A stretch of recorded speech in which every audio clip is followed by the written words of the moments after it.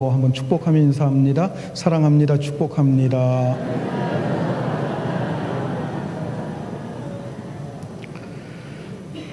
6.25 전쟁이 일어났을 때 많은 피난민들이 저 부산 지역으로 모여들었습니다. 그동안 살아왔던 자신들의 삶의 터전을 다 버리고 무작정 남쪽으로 내려가다가 결국은 더 이상 갈 수 없는 부산으로 모여들게 된 것입니다. 그래서 부산은 전국에서 몰려든 이 피난민들로 인해서 북새통을 이루게 되었고, 산이건 골짜기건 할 것 없이 판잣집을 지어놓고 사는 사람들로 가득 차게 되었습니다. 지금도 부산에 가보면 산 위에 골짜기 같은데 그 판잣집들이 아직도 남아있는 것을 우리가 볼 수가 있습니다.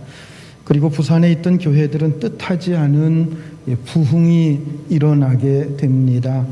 교회당을 잠자리로 제공하면서 피난민들이 교회 안으로 밀려 들어왔기 때문입니다.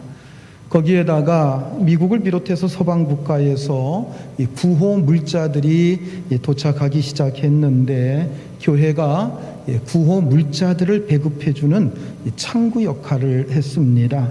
미국의 교회들이 구호 물자를 모아서 보낼 때 주로 한국에 있는 교회를 통해서 배급하도록 주문을 넣었기 때문입니다. 그래서 많은 사람들이 교회를 찾아왔습니다.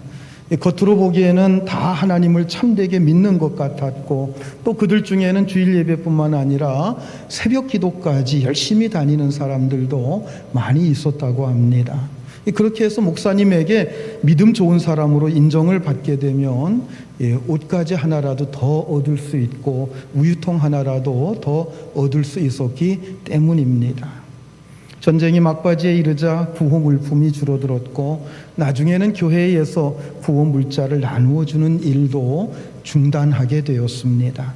그러자 교회 다녀봐야 더 이상 옷가지 하나 얻을 수 없다고 생각한 사람들이 하나씩 둘씩 교회를 떠나게 됩니다. 그렇게 잘 믿는 것처럼 보였던 사람들도 언제 그랬던가 싶을 정도로 그렇게 교회를 떠나갔다고 합니다. 오늘 본문에 나오는 사람들이 바로 이와 같은 사람들이었습니다.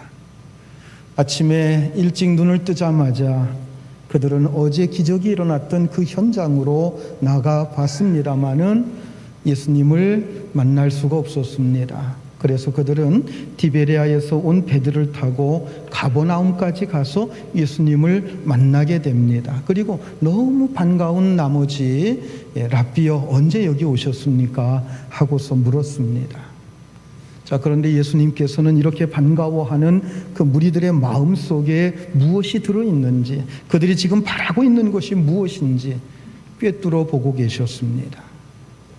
예수님의 눈에는 그들이 구호 물자 하나라도 더 얻기 위해서 교회를 열심히 다니는 사람들과 조금도 다를 바가 없었습니다. 보리떡 5개와 물고기 2마리로 배불리 먹었던 그들은 오늘 또 뭔가 먹을 것을 주실 것이라고 하는 그런 기대감을 가지고 예수님을 찾았습니다. 그들은 예수님에 대해서는 별 관심이 없었습니다. 오직 먹는 일에만 관심을 가졌던 사람들이었습니다. 그래서 예수님은 자신을 반기는 그 유대인 무리들을 보시고 아주 냉정하게 말씀을 하십니다. 27절 말씀 우리 다시 한번 같이 읽겠습니다. 썩을 양식을 위하여 일하지 말고 영생하도록 있는 양식을 위하여 하라. 이 양식은 인자가 너희에게 주리니 인자는 아버지 하나님께서 인치신 자니라. 예수님께서 뭐라고 하셨어요? 썩을 양식을 위하여 일하지 말라 하고 말씀을 하셨습니다. 이 말씀은 먹어도 다시 배 고파지는 그 빵 조각 몇 개 얻기 위해서 예수님 따라다니지 말라는 얘기입니다. 이런 기적이 베풀어졌으면 이런 기적이 이 기적을 통해서 정말 이 기적을 일으킨 예수님이 누구인가 그걸 좀 보라는 거예요. 그리고 예수님과 예수님의 입에서 나오는 그 말씀을 통해서 영원히 살 수 있는 그 생명을 얻기 위해서 예수님을 찾고 예수님께 좀 집중해 달라고 하시는 말씀입니다. 자, 그런데 예수님께 책망을 들은 유대인들이 예수님께 뭐라고 질문을 합니까? 자, 28절 말씀 우리 같이 읽겠습니다. 그들이 묻되 우리가 어떻게 하여야 하나님의 일을 하오리까? 뭐라고 했어요? 우리가 어떻게 해야 하나님의 일을 할 수 있습니까? 참 놀라운 반전이에요. 놀라운 질문입니다. 어떻게 해야 우리가 하나님의 일을 할 수 있습니까? 뭔가 예수님과 드디어 이야기가 통하는 것 같은 그런 느낌을 받을 수 있는 이야기를 그들이 하고 있습니다. 예수님의 말씀에 의하면 그들은 지금까지 먹고 사는 일에 지나치게 매달려 있는 것, 그게 이 사람들의 문제였어요. 하나님의 능력을 보면서도 그들은 오로지 먹고 사는 차원에서만 생각을 했습니다. 그런데 갑자기 그들이 하나님의 일에 대해서 관심 갖기 시작한 겁니다. 그러니 얼마나 반가운 일입니까? 어떤 신자가 도무지 하나님 말씀에는 관심이 없어요. 그가 하는 얘기는 모두 다 그냥 먹고 사는 이야기, 그리고 돈 버는 이야기, 세상에서 좀 재미 붙여 사는 그런 얘기들 뿐입니다. 그런데 어느 날 심각한 얼굴로서 이제 나도 어떻게 하면 하나님의 일을 좀 할 수 있습니까? 라고 물었다고 한다면 아마 우리는 깜짝 놀랄 거예요. 그리고 우리는 야, 정말 이 사람이 하나님의 은혜를 받긴 받았는가 보다 이렇게 생각할 수 있을 것입니다. 자, 예수님을 따라다녔던 유대인들은 지금까지 먹고 사는 문제에만 매달려 있었습니다. 그런데 이 사람이 예수님의 말씀을 듣고 갑자기 하나님의 일에 대해서 관심을 갖기 시작을 합니다. 그러니 얼마나 놀라운 일입니까? 자, 그런데 여러분, 사실 이것은 유대인들이 가지고 있던 아주 치명적인 병이었습니다. 그들이 하나님께 나아가는데 가장 걸림돌이 되는 것이 바로 이 부분이었습니다. 그들의 의식, 저 깊은 곳까지 박혀 있는 무서운 사상이 있는데 그게 뭔지 아십니까? 하나님의 은혜를 받기 위해서는 자기들이 뭔가를 해야 된다고 하는 그런 사상입니다. 뭔가 하나님의 일을 하지 않으면 하나님의 은혜를 받지 못한다고 하는 그런 생각을 그들은 가지고 있었습니다. 여러분, 이런 사상을 가리켜서 신학적인 용어로 뭐라고 하는지 아십니까? 공로의식이라고 얘기를 합니다. 따라서 해보시기 바랍니다. 공로의식. 공로의식이라고 그래요. 인간들에게, 특히 종교인들에게 이 공로의식은 너무도 뿌리 깊게 자리 잡고 있습니다. 웬만한 하나님의 은혜가 임하지 않고서는 이 공로의식이 도무지 제거되질 않습니다.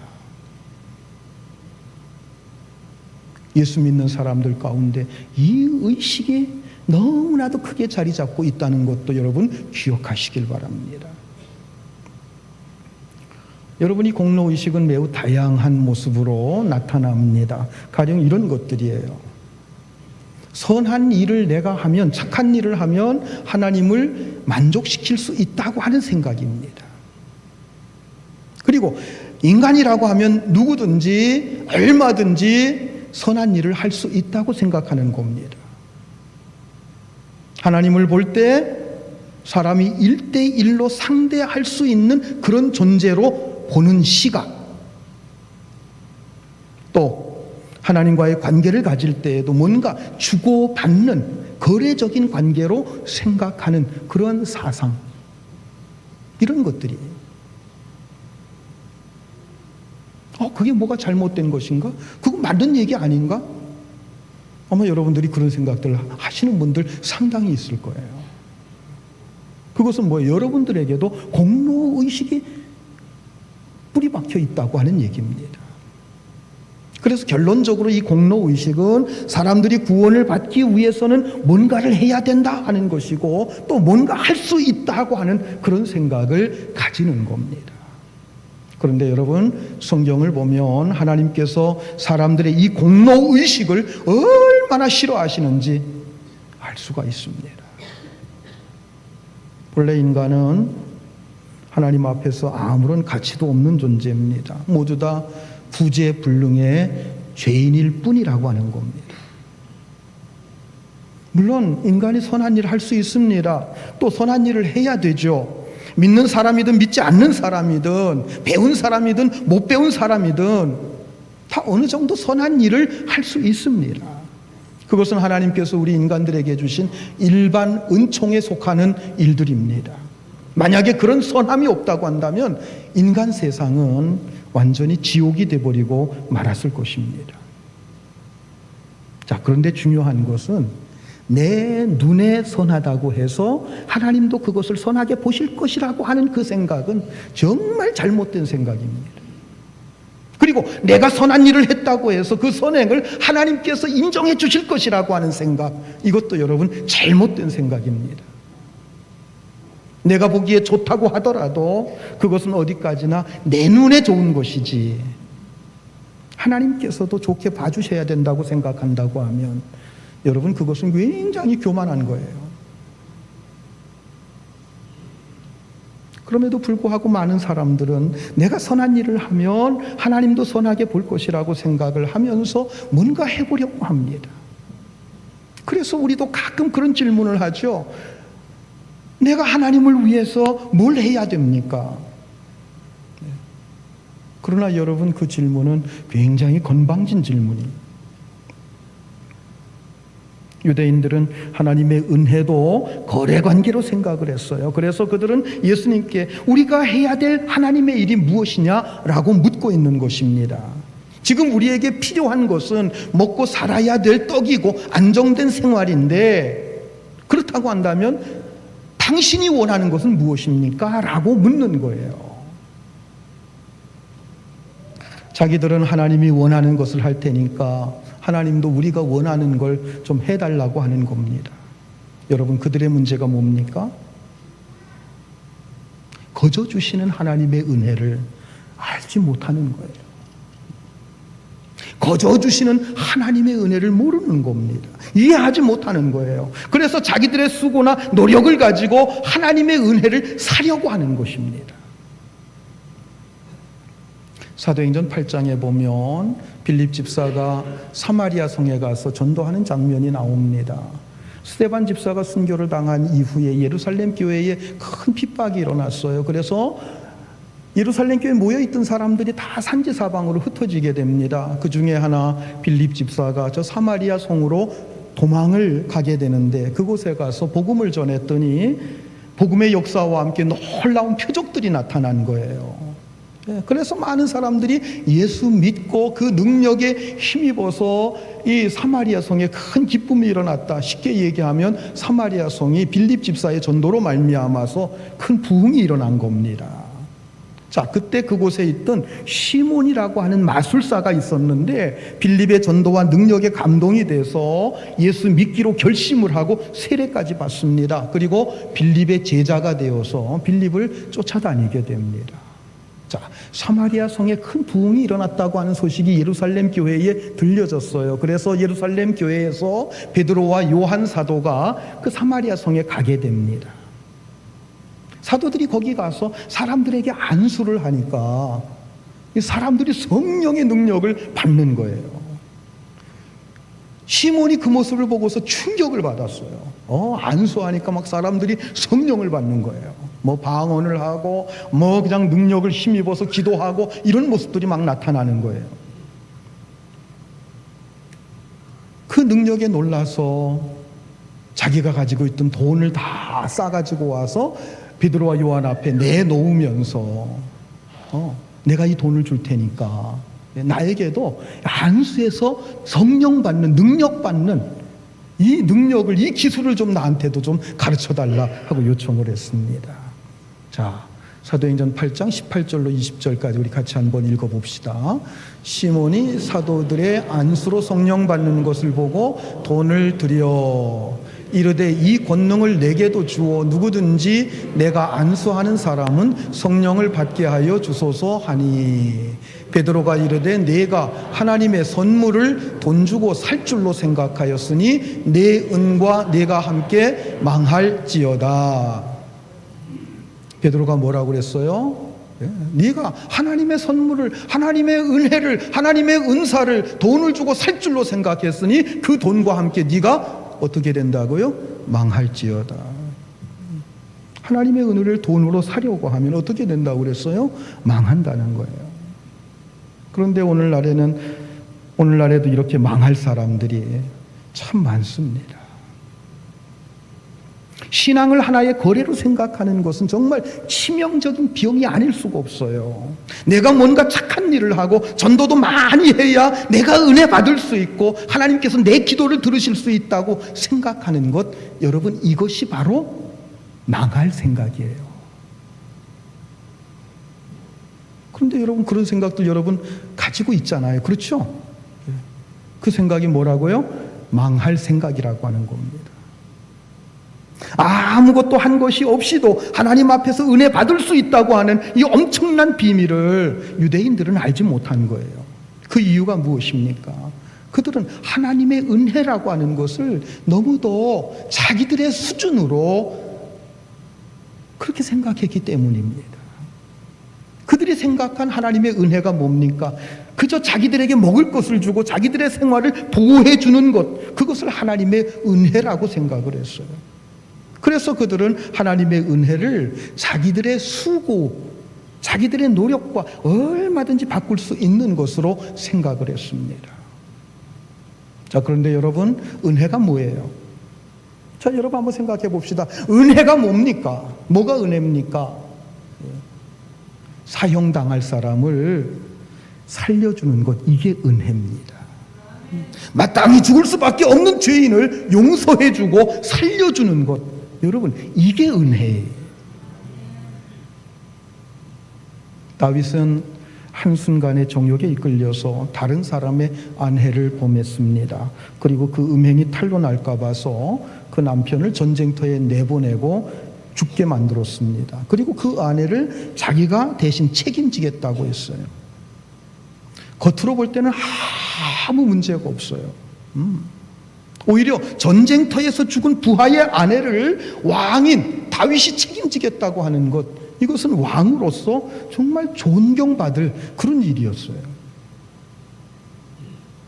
그런데 하나님께서는 그의 죄악을 다 보고 계셨어요. 하나님께서 선지자를 보내서 책망했을 때 다윗은 자신의 죄가 도저히 용서받지 못할 중죄라고 하는 사실을 깨닫게 됩니다. 그러나 그가 살기 위해서 자기 스스로 할 수 있는 것이 아무것도 없었어요. 그 죄 때문에 자기는 죽어야 마땅하고 영원히 저주를 받아야 마땅하다고 하는 것을 너무나도 잘 알고 있었습니다. 그가 살기 위해서 할 수 있는 일이 아무것도 없어요. 즉 자신의 죄를 갚기 위해서 그 스스로가 할 수 있는 일 아무것도 없다는 거예요. 그가 왕이라고 할지라도, 권세가 있는 사람이라고 할지라도 아무것도 하나님 앞에서 자기 죄 문제를 해결하기 위해서 자기 스스로 할 수 있는 일이 아무것도 없는 거예요. 오직 한 가지 하나님 앞에 엎드리는 것뿐이었습니다. 그래서 하나님 앞에 자기를 불쌍히 여겨달라고 하면서 한없이 울면서 기도했어요. 다윗은 하나님 앞에서 얼마나 무서워서 떨었는지 몰라요. 그래서 나중에 그가 죄사함을 받은 이후에 이런 고백을 합니다. 가장 복 있는 사람이 누구냐? 아무것도 한 것이 없이 하나님 앞에서 그 죄를 용서함 받은 자다라고 고백을 하는 겁니다. 이 다윗의 고백을 바울이 인용을 해서 로마서에서 이렇게 얘기를 합니다. 로마서 4장 6절로 8절까지 우리 같이 한번 읽겠습니다. 이란 것이 없이 하나님께 의로 여기심을 받은 사람의 복에 대하여 다윗이 말한 바, 불법이 사함을 받고 죄가 가리어짐을 받는 사람들은 복이 있고 주께서 그 죄를 인정하지 아니하실 사람은 복이 있도다 함과 같으니라. 여러분, 뭐가 복이라고 그랬어요? 뭐가 하나님의 은혜라고 그랬어요? 영원히 죄 때문에 죽을 수밖에 없는 자기 자신이 용서함 받고 그 영혼이 살아나는 것, 이게 여러분 은혜인 줄 믿으시기 바랍니다. 우리의 어떤 수고나 공로나 자격이 아닙니다. 오직 하나님의 은혜로 이 놀라운 복을 누리는 줄 여러분 믿으시기 바랍니다. 그래서 아무것도 한 일이 없이 이런 놀라운 은혜와 사랑을 받았기 때문에 여러분, 우리가 정말 가장 복받은 자라는 거예요. 옆에 분들하고 한번 얘기해 보세요. 당신이 복받은 사람입니다. 할렐루야, 할렐루야. 예수님께서는 유대인들에게 돈을 받고 떡을 나누어 주시지 않았어요. 그들이 필요한 대로 배 터지게 먹을 수 있도록 그냥 무한히 공급해 주셨습니다. 여러분, 이게 하나님의 은혜입니다. 여러분, 하나님께서 자신의 아들을 보내주셨다고 하는 사실, 이게 뭡니까? 하나님께서 당신의 무한한 사랑을 우리를 위해서 베풀어 주셨다고 하는 거예요. 하나님께서 어떤 대가를 요구하십니까? 아니에요. 그냥 아무런 대가 없이 자신의 가장 귀한 것을 우리를 위해서 주신 것입니다. 그러므로 하나님은 지금 우리가 아무것도 가진 것이 없어도 겸손한 마음으로 하나님 앞에 구하기만 하면 아무런 대가 없이 은혜를 가득히 부어주시는 줄 믿으시기 바랍니다. 여러분, 정말 하나님의 은혜가 필요하십니까? 하나님의 은혜가 필요하세요? 그냥 가시면 돼요. 그냥 하나님 앞에 나아가시면 돼요. 빈손 들고 나아가면 됩니다. 아무것도 한 것이 없어도, 여러분들이 착하게 살지 못했어도 여러분, 하나님은 은혜를 주셔요. 결코 여러분들을 거절하지 않으시는 줄 믿으시기 바랍니다. 자, 예수님을 찾아온 유대인들은 어떻게 해야 하나님의 일을 하오리까 하고 굉장히 교만하게 물었어요. 그랬더니 예수님께서 대답을 하셔요. 29절 말씀 우리 같이 한번 읽겠습니다. 예수께서 대답하여 이르시되 하나님께서 보내신 이를 믿는 것이 하나님의 일이니라 하시니. 자, 우리는 하나님의 일 그러면 굉장히 거창한 것처럼 생각을 합니다. 그런데 예수님께서 뭐라고 하십니까? 너희가 하나님을 위해서 할 수 있는 일은 없다라고 말씀을 하십니다. 너희가 정말 하나님을 위해서 할 수 있는 일은 없다는 거예요. 굳이 하나님을 위해서 할 수 있는 일이 있다고 하면 뭐라고 그랬어요? 하나님이 보내신 자 누굽니까? 예수 그리스도를 믿는 것이다 라고 말씀합니다. 예수 그리스도를 믿는 것이 하나님의 일이라고 하는 이 말씀에는 굉장히 중요한 두 가지 의미가 있습니다. 첫 번째는 구원을 위해서 우리가 할 수 있는 것이 아무것도 없다는 거예요. 인간이 구원을 받는 데 있어서 인간이 할 수 있는 일은 아무것도 없어요. 인간이 예수 믿고 구원받는데 어떤 공로나 선행, 선한 행위 이런 것들이 절대 필요가 없습니다. 오직 구원은 하나님의 자비와 사랑에 근거해서 받는 줄 믿으시기 바랍니다. 그리고 오직 예수 그리스도의 십자가 은혜로 구원받는 줄 믿으시기 바랍니다. 우리에게 필요한 것은 바로 그 하나님의 사랑이에요. 그리고 그 사랑 속에서 구체적으로 나타난 그의 아들 예수 그리스도께서 이 땅에 오셔서 우리를 대신해서 십자가에 죽으신 그 은혜, 그것을 우리가 믿음으로 받아들이는 것입니다. 그러니까 우리에게는 뭐가 필요한 거예요? 믿음 하나가 필요한 거예요. 믿음 하나로 충분한 겁니다. 바로 그 믿음이 하나님께 선한 일로 인정받을 수 있다고 하는 뜻이에요. 자, 에베소서 2장 8절과 9절 말씀 같이 한번 읽습니다. 너희는 그 은혜를 인하여 믿음으로 말미암아 구원을 받았으니 이것은 너희에게서 난 것이 아니요 하나님의 선물이라. 행위에서 난 것이 아니니 이는 누구든지 자랑하지 못하게 함이라. 예. 우리가 무엇으로 은혜를 받았다고 그랬어요? 믿음으로 은혜를 받았다고 그랬어요. 그 은혜가 뭐예요? 십자가의 은혜예요. 우리의 죄를 대속해 주시는 대속의 은혜예요. 예. 이 은혜를 우리는 십자가의 은혜, 믿음으로 받은 거예요.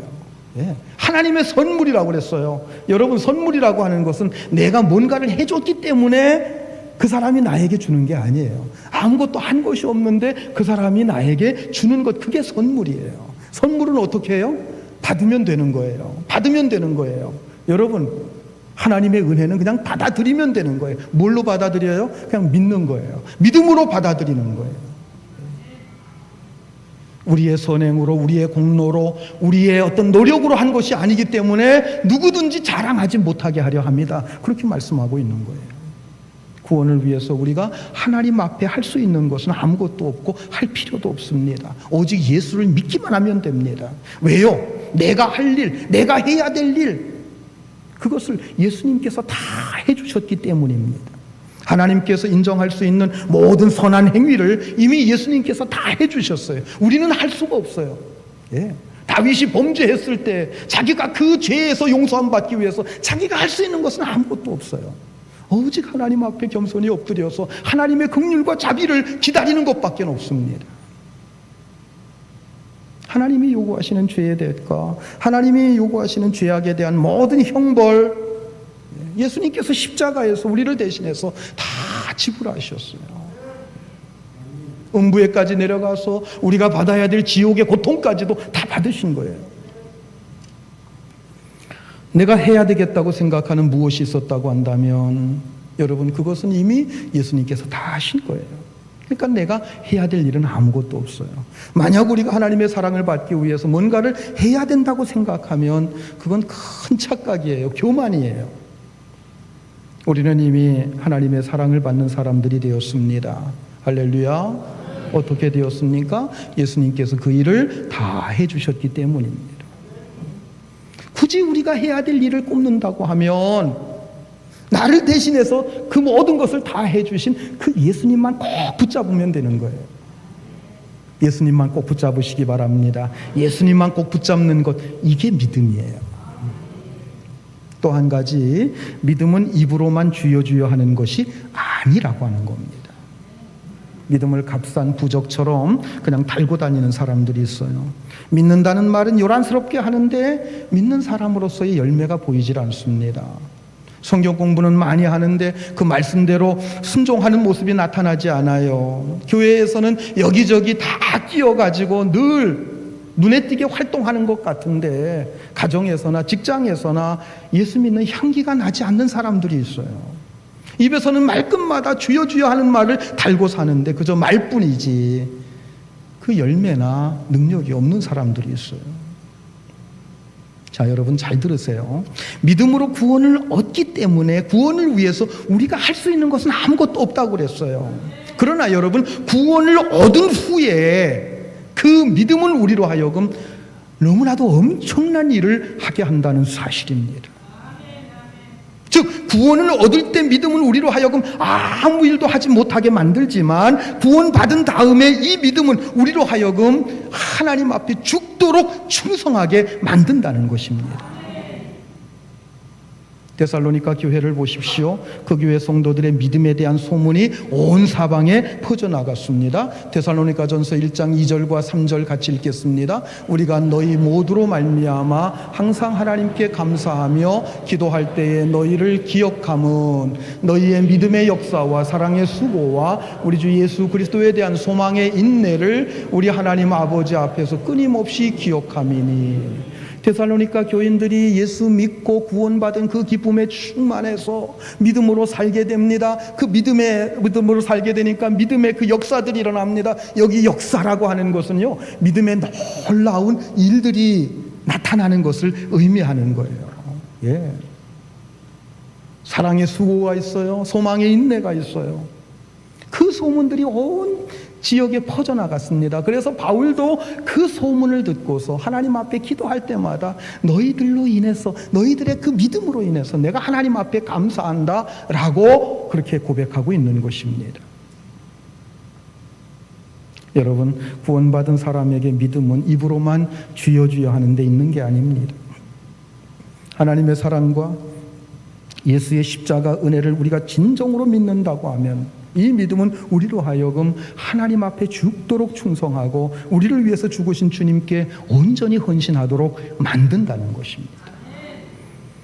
그러므로 이 믿음은 우리가 생각하는 것보다도 훨씬 더 그 의미가 깊고 놀라운 거예요.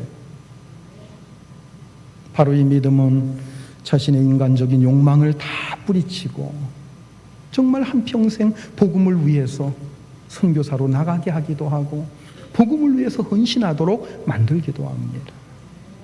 그리고 어떤 사람은 평생 모아놓은 재물을 하나님을 위해서, 복음을 위해서 조금도 아낌없이 내놓기도 합니다. 저는 지난 주간에 어느 연로하신 권사님을 신방을 하면서 제 마음에 큰 감동을 받았어요. 어렵게 혼자서 사시는 권사님이신데 그 노인들에게 정부에서 이렇게 보조해 주는 것, 그분의 장애가 좀 있어요. 그래서 장애인들에게 보조해 주는 것, 그 얼마 되겠습니까? 근데 그것을 꼬박꼬박 모아가지고 제가 신방했을 때 그 돈을 저한테 다 내놓으면서 하나님 앞에 헌금으로 드린다는 거예요. 그 돈이 무려 1,000만 원입니다. 뭐 여러분들에게 1,000만 원 별거 아닐지 모르겠지만은 그분에게는 정말 귀한 돈이죠. 그러면서 하시는 말씀이 주님께 3,000만 원만 헌금하고 하늘나라 갔으면 좋겠다, 그렇게 말씀을 하십니다.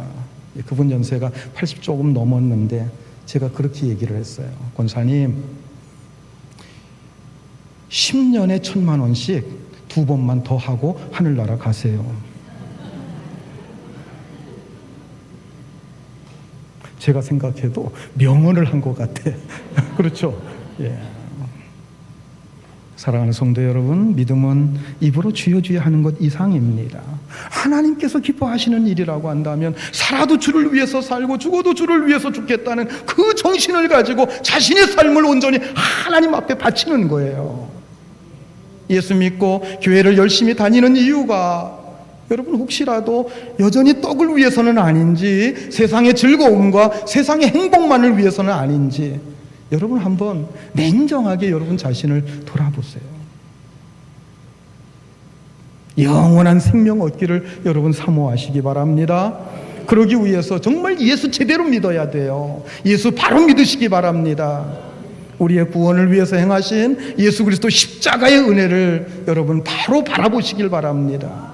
그리고 그것을 바라보는 그 믿음을 가지고 남은 생에 정말 주님을 위해서 내가 죽도록 충성해야지, 주님을 위해서 헌신해야지, 이런 결단이 오늘 여러분들에게 있기를 주의 이름으로 축원합니다. 같이 한번 기도하십시다. 우리 시간 같이 기도하겠어요? 여러분들이 교회에 나오신 목적이 무엇인가 한번 생각해 보세요. 예수님을 따라왔던 유대인들과 한번 비교해 보세요. 비슷하다고 하면 여러분도 예수님께 책망을 받아야 됩니다. 회개해야 됩니다. 그리고 구원을 얻기 위해 주님께서 뭔가를 얻기 위해서 여러분들이 뭔가를 해야 된다고 생각하는 이 공로의식이 우리 가운데 남아있다고 한다면 이런 공로의식은 다 쓸데없는 것입니다. 주님께서 아주 미워하는 것입니다. 여러분, 구원을 위해서 우리가 할 수 있는 것은 아무것도 없어요. 은혜 받기 위해서 할 수 있는 것은 아무것도 없습니다.